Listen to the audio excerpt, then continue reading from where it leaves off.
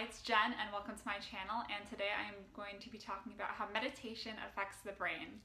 Now, I think we've all heard at this point that our brains change when we meditate, but as someone who studies neuroscience and loves neuroscience research, I, for the longest time, have been wanting to look into the neuroscience research and see exactly what it says about meditation in the brain. And I primarily focused on this 2015 review of all of the research done on mindfulness in the brain, and it's broken down into three parts. And in this video, I'm going to focus on intention in the brain. But just so you guys know where this is going, mindfulness has profound effects on attention in the brain, emotional regulation, and self-referential thinking. And I'll explain what that is later on. But today we're going to focus on attention because there's so many details to go into that I can't go into all of these things at once, or else it'll be way too much information. So today we're going to focus on attention. An important thing you need to know about attention is that there are three types of attention. There is alerting, orienting, and conflict monitoring. So alerting is essentially just being aware of something happening. So like if you were sitting still for a while and a bee buzzed by, you would be alerted to the fact that something just happened, that something just went by your face. Whereas orienting is more like seeing where something is spatially, and conflict monitoring is much more complex. It's the same thing as executive functioning as well, and it's where we might have to have different stimuli coming in, and we might have to discern between something. So the test that a lot of research uses to test these types of attention, is called the ANT, the Attention Network Task. In this task, you'll see a row of arrows. You should choose the button that matches the way the middle arrow is pointing, like this. If the middle arrow is pointing this way, choose this button. If the middle arrow is pointing that way, choose that button. Sometimes all the arrows point in the same way. Sometimes the middle arrow points in a different way, like this. You should always choose the arrow that matches the way the middle arrow is pointing. Now you try. Alerting is measured by taking the time it takes for you to react to the prompt on the screen minus the amount of time it takes for you to react when there is a warning. To measure orienting, it's the amount of time it takes for you to react to the cue minus the amount of time it takes for you to react to the cue when there is a cue on the screen as to where it will show up. Conflict monitoring is measured by taking the time it takes to respond to the incongruent arrows subtracted by the time it takes to respond to the congruent arrows.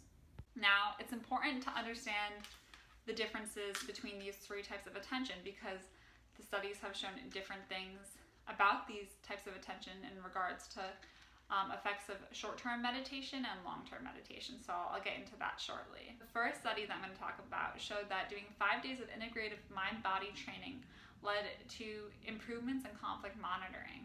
Integrative mind-body training begins with focusing on your posture because your posture can really affect the way you feel. And then it also really stresses that you don't need to control your thoughts. It's a very relaxed way of looking at meditation, and I will post a link below if you want to learn more about integrative mind-body training. So the study consisted of 40 students in that experimental group, and they did this meditation for 20 minutes a day for 5 days. This chart here shows that there were improvements in conflict monitoring, but not so much in alerting or orienting. Using the Raven Standard Progressive Matrices, the study also found that the participants who did the mindfulness training also had an increase in positive moods and decrease in negative moods. And they believed this would be the case because with increased conflict monitoring, you can also control your moods better. So I find it really promising that you can have these positive effects of increased mood and better conflict monitoring only after 5 days of doing 20 minutes of meditation. So that I find highly encouraging, and actually while doing this research I have been meditating more because I'm seeing how fast and how impactful the benefits are. After 5 days of doing 20 minutes of meditation, you can have increases in conflict monitoring skills, but not necessarily alerting or orienting.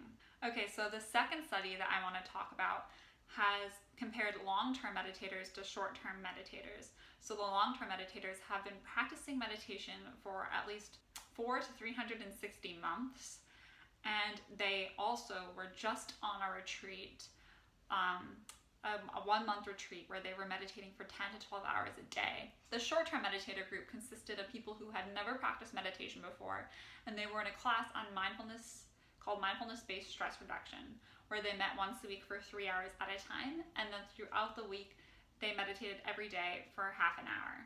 So for the short-term meditators, their focus was to, while meditating, to focus on the breath, and when the mind started to wander, to return to the breath.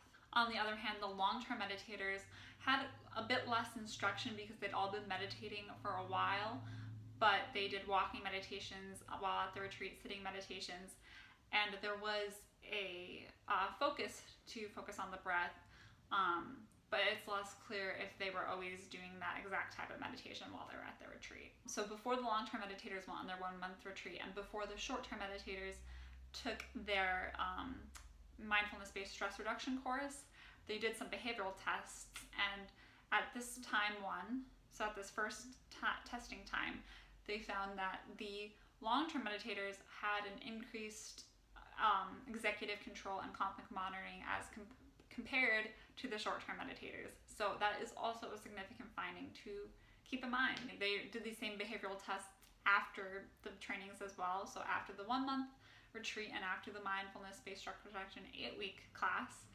At time 2, the long-term meditators were better at alerting than the short-term group. Of the long-term meditators, we know that they ranged from 4 months to 360 months, so the ones who had been meditating longer were better at alerting than the long-term meditators who had been meditating for a shorter amount of time. And they actually found that the short-term meditators performed better on orienting than the long-term meditators. And this isn't completely clear as to why, but one theory is that because the meditation styles could have varied while they were in the 1-month retreat for the long-term meditators, that might have to do with why the short-term meditators did better on orienting, but that is a question that more research needs to be done to explain. In this study, 8 weeks of meditation training led to an increase in orienting, whereas long-term meditation with the addition of a 1-month retreat led to better skills at alerting. Now let's remember back to study 1, and we can see there that led to increased conflict monitoring, but not orienting. So 5 days is a too short amount of time to get better at orienting, but 8 weeks, on the other hand, is enough to get good at orienting, but not enough to get good at alerting. Now, there's 2 different processes that are involved in orienting versus alerting. Alerting is a bottom-up type of process in the brain, and it happens on the ventral stream, whereas orienting is dorsal, and it is top-down. Conflict monitoring is also top-down and on the dorsal stream. The key findings I want you to take away from this research is that from study 1, they found that 5 days of meditating correlated to increased efficiency in conflict monitoring. There was no significant changing in alerting or orienting after 5 days of meditation. For study 2, they found that long-term meditators had increased efficiency in conflict monitoring before the retreat and MBSR training as compared to the novice meditators.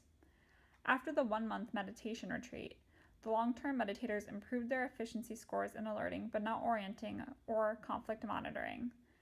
After the 8-week meditation program, the novice meditators improved their efficiency in orienting.